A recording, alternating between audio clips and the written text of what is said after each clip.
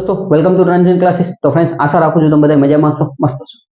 IOCL એટલે કે Indian oil corporation limited ની અંદર અત્યારે જેટલા પણ વિદ્યાર્થી મિત્રોએ BTech કરેલું છે એમના માટે એક સારી ઓપોર્ચ્યુનિટી આવેલી છે। તો વન બાય વન આપણે જોતા જઈએ। સૌથી પહેલા તમે જુઓ તો કે ભાઈ ફોર્મ ભરાવાના સ્ટાર્ટ ક્યારથી થવાના છે, તો 5 સપ્ટેમ્બર એટલે કે ફોર્મ ભરાવાના સ્ટાર્ટ થઈ ગયા છે। મે બી કદાચ એક દિવસનો ડિલે હતો બરાબર, પણ અત્યારે વેબસાઇટ તમે ઓપન કરશો એટલે ફોર્મ ભરાવાના તમને ત્યાંથી જોઈ શકશો ફોર્મ ભરાય છે બરાબર।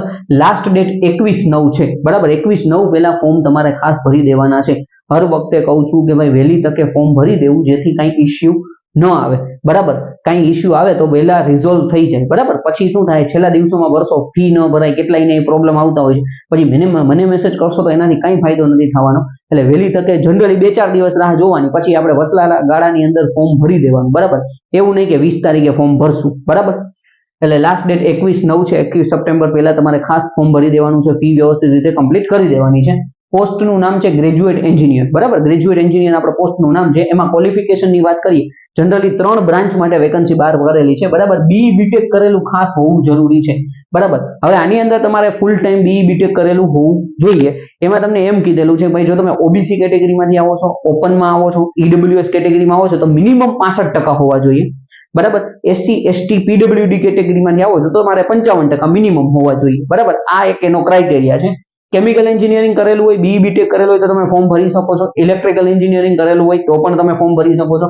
ઇન્સ્ટ્રુમેન્ટેશન બ્રાન્ચમાંથી તમે એન્જિનિયરિંગ કરેલું હોય તો એટલે BTech કરેલું હોય તો તમે ફોર્મ ભરી શકો છો। આ ઉપરાંત ઇન્સ્ટ્રુમેન્ટેશન ઇલેક્ટ્રિકલ, જેમ કે કોઈ ઇલેક્ટ્રિકલ અને ઇલેક્ટ્રોનિક્સ કરેલું હોય તો PDF ની અંદર આપેલું છે, એના કમ્બાઈન આ બ્રાન્ચ છે તો એ લોકો પણ આની અંદર ફોર્મ ભરી શકે છે બરાબર। આ 3 બ્રાન્ચ છે, આના માટે અત્યારે વેકન્સી બહાર પડેલી છે। કેટલી વેકન્સી બહાર પડેલી છે IOCL કોઈ દિવસ કહેતું નથી બરાબર। એટલે આપણે અત્યારે ફોર્મ ભરવાના છે। મેઇન વસ્તુ છે કે IOCL માં તમારી ઈચ્છા છે કે આપણે જોબ કરવી છે તો તમે આની અંદર ફોર્મ ભરી શકો છો। એટલે વેકન્સી લોકોએ મતલબ નંબર ઓફ વેકન્સી બહાર નથી પાડેલી ભાઈ 50 જણાને લેશું, 100 જણાને લેશું, એ કોઈ દિવસ કહેતા નથી બરાબર। એજ ક્રાઇટેરિયા ખાસ ધ્યાન દેજો કે ભાઈ 26 વર્ષથી વધારે ઉંમર ન હોવી જોઈએ બરાબર।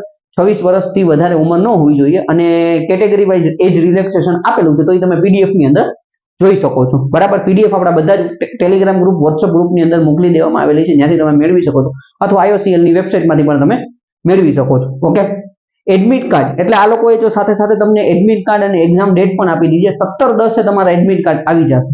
અત્યારે તમે જો 5/9 ફોર્મ ભરવાના ચાલુ થઈ ગયા છે એટલે એનો મતલબ 17/10 એક મહિનાથી 1-1.5 મહિના જેવો ટાઈમ તમને મળવાનો છે। 31/10 તમારું એક્ઝામ ડેટ છે બરાબર।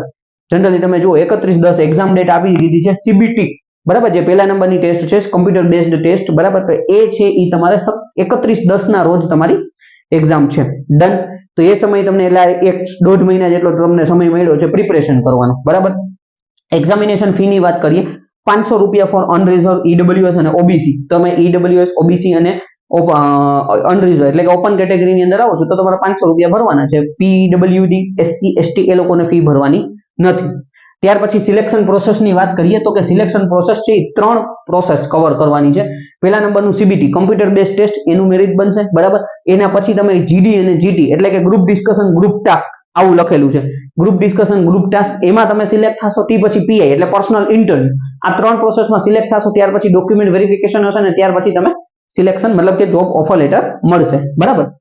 CBT ની વાત કરીએ તો કે CBT ની અંદર તમારું 100 માર્કનું પેપર રહેવાનું છે। એમાં ડોમેઇન નોલેજ, ડોમેઇન એટલે કે માનો કે કોઈ છોકરો છે એ ઇલેક્ટ્રિકલ એન્જિનિયર છે તો એને 50 માર્કનું ઇલેક્ટ્રિકલ એન્જિનિયરિંગનું પૂછવાનું છે બરાબર। તમે કેમિકલમાંથી આવતા હોય તો કેમિકલ, ઇન્સ્ટ્રુમેન્ટેશનમાંથી આવતા હોય તો 50 માર્કનું તમારે ઇન્સ્ટ્રુમેન્ટેશન એન્જિનિયરિંગમાંથી તમને પૂછાશે।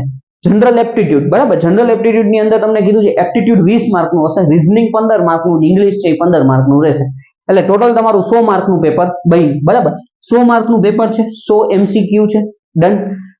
150 મિનિટ તમને સમય આપવામાં આવશે બરાબર। 150 મિનિટનો સમય તમને મળશે પેપર માટે અને 0.25 છે એ નેગેટિવ માર્કિંગ છે। 0.25 તમારા નેગેટિવ માર્કિંગ રહેવાના છે। એનો મતલબ કે ભાઈ 4 ક્વેશ્ચન ખોટા પડે તો એક આપણો માર્ક આખો કવર મતલબ 1 માર્ક આપણો નેગેટિવ થાય અને એક ક્વેશ્ચન ખોટો પડે તો 0.25 બરાબર। પેપર છે એ જનરલી ઇંગ્લિશ લેંગ્વેજમાં જ રહેવાનું છે, કારણ કે ઓલ ઓવર ઇન્ડિયા લેવલની એક્ઝામ છે બરાબર। તો એ પેપર તમારું આપણું જે છે બરાબર તો એ ઇંગ્લિશ લેંગ્વેજમાં જ રહેવાનું છે બરાબર। મે બી કદાચ હિન્દી હોઈ શકે, બાકી જનરલી મેં જ્યાં સુધી જોયું ત્યાં સુધી PDF ની અંદર ઇંગ્લિશ જ કીધેલું છે। પે સ્કેલ અહીંયા લખેલો નથી પણ 30,000 થી લઈને 1 લાખ સમથિંગ, 1 લાખ 1.5 લાખ સમથિંગ વચ્ચેનો પે સ્કેલ તમને આપેલો છે। એટલે પે સ્કેલ એ સારો છે એવું નથી કે ભાઈ આપણે જે 50,000 થી લઈને 1.5 લાખની વચ્ચેનો છે બરાબર। 30,000 થી જે છે એ આપણા ડિપ્લોમાના વિદ્યાર્થી મિત્ર માટે છે. એટલે તમારો આની ગ્રેજ્યુએટ એન્જિનિયર્સ માટેનો જે પે સ્કેલ છે એ 50,000 થી લઈને 1.5 લાખ એ પે સ્કેલ તમને આપેલો છે. પીડીએફ ની અંદર તમે જોઈ શકો છો. અહીંયા લખતા ભૂલાઈ ગયું છે, બરાબર. એટલે આટલી ક્રીમ માહિતી છે જે તમારે ફોર્મ ભરવા માટે જરૂરી છે, બરાબર. કે ભાઈ એજ રિલેક્સેશનમાં તમે આવો છો કે નથી આવતા એ તમારે એમાં જોવાનું થશે. તમારી માનો કે 26 વર્ષથી વધારે ઉંમર હોય, તમે ઓબીસી કેટેગરીમાં આવતા હોય તો તમારે પીડીએફમાં જોઈ લેવાનું. ઇન કેસ તમને એમાં 3-4 વર્ષનું રિલેક્સેશન મળતું હોય, તમારી 27-28 વર્ષ ઉંમર હતી તો તમે ફોર્મ માટે એલિજિબલ છો, બરાબર. કેટલા ફી ભરવાની છે એ બધી મેં તમને માહિતી કહી દીધી છે. આ ઉપરાંત કંઈ પણ પ્રશ્ન પર્સનલમાં મેસેજ કરી શકો છો. ખાસ વહેલી તકે ફોર્મ ભરજો એટલે તમને ઇશ્યુ ના આવે. Okay, thank you friends.